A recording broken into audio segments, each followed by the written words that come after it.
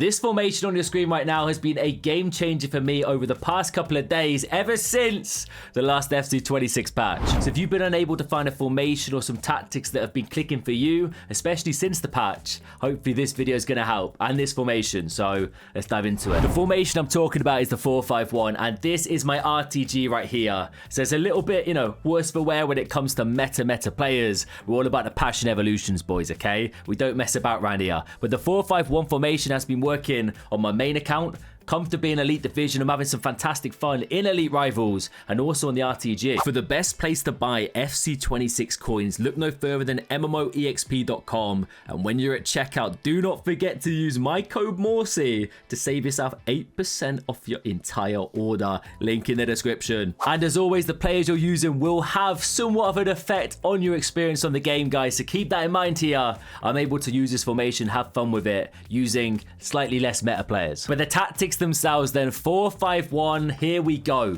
The code, I will try my best to remember to put it in the comments.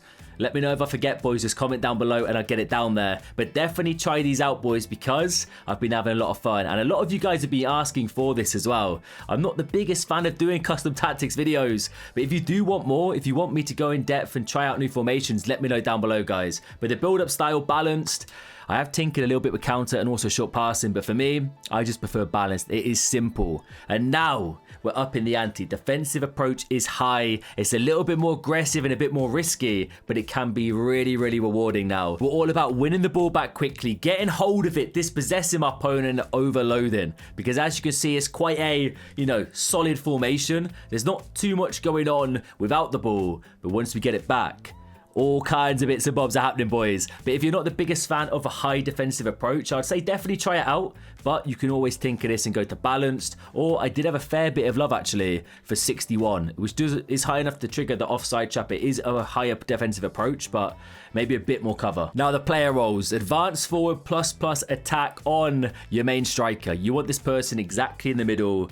You don't want to know where they're going to be, okay? When you win the ball back up high, say, for example, I get interception with the Mecha, I want to know Duranville is ready and waiting to receive the pass, hold it up, or go direct. But most importantly, I know he's going to be central, ready to go and score goals on the counter-attack. In the left mid and right mid, inside forward on balanced and inside forward ++ on Lamine Yamal. I will say, plus roles, I think they are important. But at the end of the day, if you don't have a plus role on a certain player you want to use, still go for it. Like, I had fun this weekend. I think we got 12 wins on this account, which is good doing. We matched some sweats, by the way, and it was an interesting experience. But we clutched up. We're using this exact custom tactic here on Playmaker. No roles for Nwaneri and Mundle, of course. Mundle madness. If you watch the RTG, you'll know this, man. Inside forward, no plus there. But definitely try and get at least a plus or ++ if possible. Now, the centre mids is where it gets a little bit interesting. I would say the central centre mid here, the more defensive out of the three, okay? You want the deep line playmaker, the more solid and going to get stuck in and kind of scan that midfield, offer you a bit of cover when you overcommit and send players forward. This is the person you want sweeping that midfield. Alongside him on the right, I've got Nemeka, who's a box-to-box. And then, of course, Nwaneri, a playmaker. You create almost an overload on the left-hand side with the inside forward, the playmaker, and advanced forward. And it creates a lot of different scenarios for quick give and goes. And I actually gave Tiki Taka Playstyle Plus to Mundle here. And it is so much fun, man. Little one-touch passes, the triangles you can create. And it's really effective at breaking down those 4-2-1-3, super low depth. So that definitely will help. And then, of course, box-to-box here.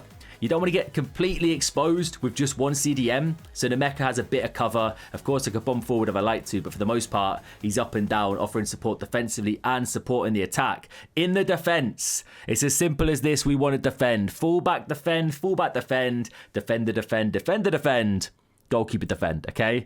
No nonsense. I'm not tinkering with this. And a lot of these players don't have role ++s or role pluses. And it was somewhat noticeable for me, especially in the defense. But they were still good enough and did a job for me there. I just kind of want to know they're going to be at the back, ready to cover if need be. And one of the most important things you need to be doing in this game, boys, is not overcommitting with your defenders, especially centre backs. You don't want to swap to a centre back, step up too far, you're going to get punished, okay? Especially if there's a little bit of a gap between Zigiotti here and my back four. I don't want to be swapping to Schlotterbeck, dragging him out of position, overcommitting and exposing my defence, because it's just going to end badly for you guys. You basically want to be controlling your CDMs and your centre mids as much as possible. The worst thing you could do is overcommit and drag one of these four out of position. So try and consciously keep aware of what you're doing when it comes to defending on this game, and don't overcommit with the tackles. Don't spam tackles, it will only backfire. Now, I also had a few requests to go through my gameplay settings and also my visual settings, so we're going to do that now quickly, as I don't think I've done a video like this ever on YouTube before. But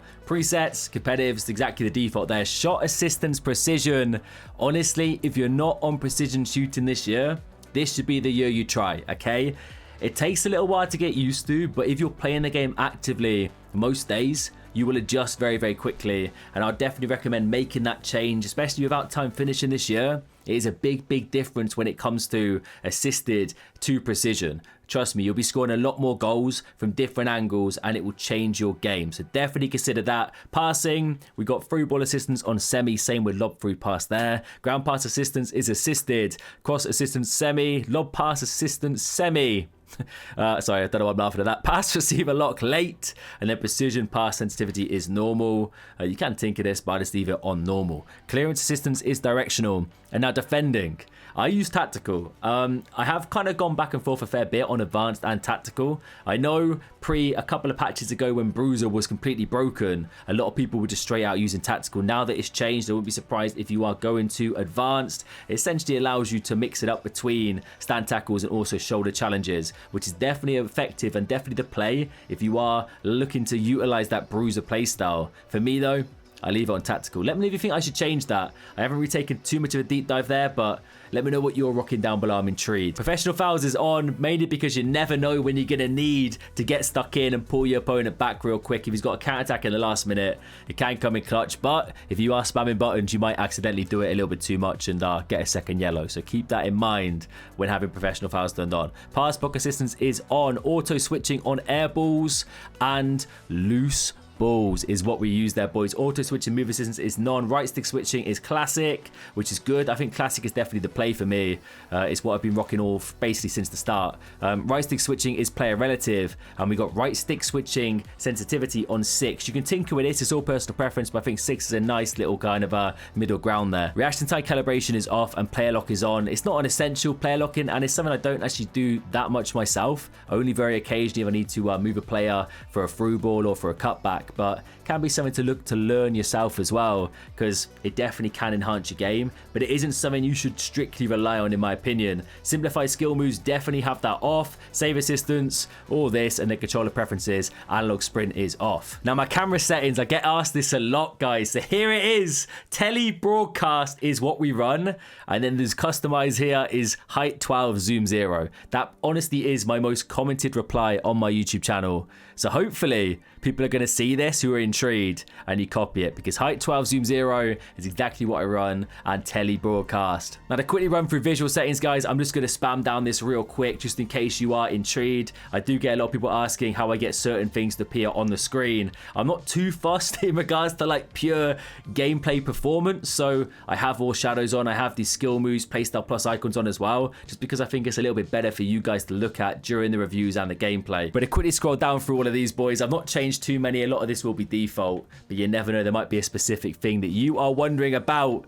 Stadium shadows 100% off, by the way. Turn them off. There is that one stubborn stadium that no matter if you've got this off, it's always going to be an issue, and I'm pretty sure that's in the gauntlet or the league or friendly objective. So yeah, well, hopefully that one gets in the bin very soon. Brightness 5, contrast 7, and that is also accessibility. Just to quickly show you guys whilst we're here, this is what we're looking like. Yeah, I've not changed too much, I don't think. And then graphics mode, enhanced visuals. I want the best viewing experience for you guys. But that's it, my 4-5-1 setup, boys. Hopefully you give it a go yourself and you get on with it quite nicely. I actually do really like it right now, and I am running it on both accounts. If you are already using the 4-5-1, let me know down below the setup you've got going. I'm intrigued to see if you got something similar, or if there's another formation or tactic setup that you're having a lot of success with. Get it in the comments. Send it me on Twitter or Instagram if you want to try out myself, or the Discord. I'm open to do that, boys. And if you do want more custom tactics videos, let me know down below. But let me know your thoughts on this, guys. Smash a like if you enjoy. Subscribe if you're new.